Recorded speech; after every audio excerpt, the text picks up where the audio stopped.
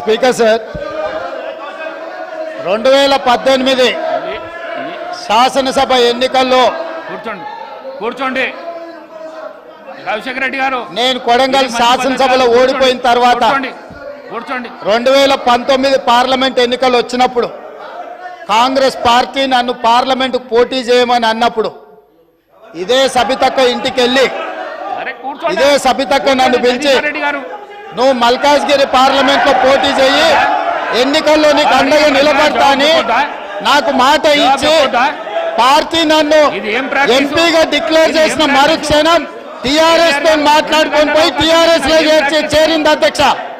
తమ్ముడుగా నన్ను పిలిచి మల్కాజ్గిరి పార్లమెంట్ లో ఎన్నికల్లో పోటీ చేయమని నన్ను ప్రోత్సహించి పార్టీ నన్ను ఎన్నికల్లో అభ్యర్థిగా నిర్ణయించిన తర్వాత కేసీఆర్ మాటలకు అధికారం కోసం కాంగ్రెస్ ను వదిలి టీఆర్ఎస్ పార్టీలో చేరి మంత్రి పదవి పొంది తమ్ముని మోసం చేసింది కాబట్టి ఈ రోజు నమ్మొద్దు అని కేటీఆర్ కి చెప్పిన అధ్యక్ష.